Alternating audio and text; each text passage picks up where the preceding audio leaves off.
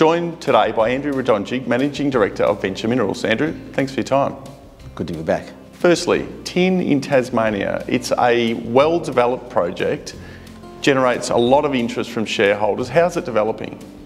Well, look, just recently we had some great news. We signed up Curtin, who are doing some great work on the critical minerals technology front. So looking at new processes, new techniques, and certainly with the support of the federal government, we've embarked with them to put a couple of postgrads onto solving our opportunity to extract boron and tin with iron out of our tailings stream, which is what we spoke about previously. So that could be a huge breakthrough for our project, because we've got a fair bit of our tin locked up with the boron, and in CSIRO had previously done some test work and showed that like in China and in Russia, you can extract the boron and the iron, produce an iron concentrate, boric acid, but they also said we could do that for the tin.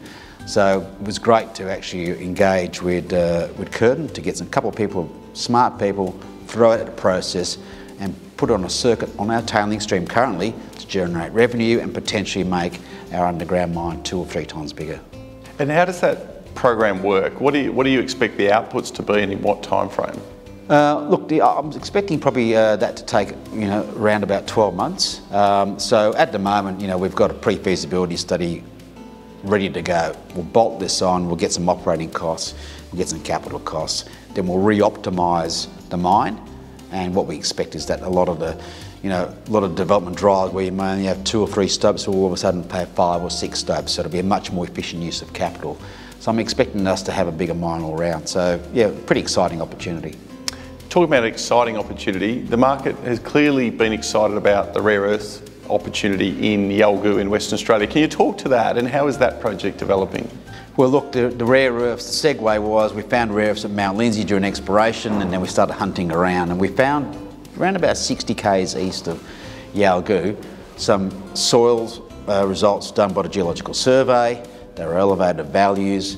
We had a bit of a look around and found that a gentleman back in 2020 got co-funding from the government to drill a carbonatite target. So he drilled 2 61-metre RC holes 200 metres apart, middle of nowhere, 50 kilometres away from the nearest drill hole, if you like. And he got over 2,000 ppm in the clays.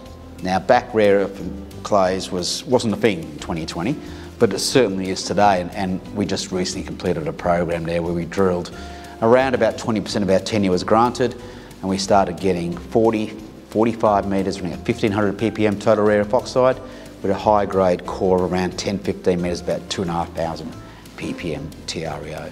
What's the plan from here across the portfolio? What does the news flow look like, and what should investors be focused on? Well, right now, I think the work with Curtin will continue with Mount Lindsay. The JV work will continue with Chalice on our Southwest project. Sensor now have the JV with us at Golden Grove, so they'll start putting some holes in the ground, which is all great news flow. Plus they'll drill the rare earth target, the 12.5% TRO result we got at Rock Chip at Vulcan. So they'll drill that target, but for us, we can really push this discovery we have at our brothers project east of Yalgoo on the rare earths. One, it's close to surface, it's air core, we can drill it quickly. 2, we can see that with that 20% of the area being drilled and having over a 90% success rate, that we can generate maybe 1 billion tonnes at 1,500 ppm, with maybe a high grade 400 million tonnes at 2,500 ppm, which looks like an Australian version of what Meteoric have in Brazil. So we're pretty excited about that. We're like an excited MD. Shareholders like news flow. Exciting times ahead for Venture shareholders. Andrew, thanks for your time. Thanks again, David.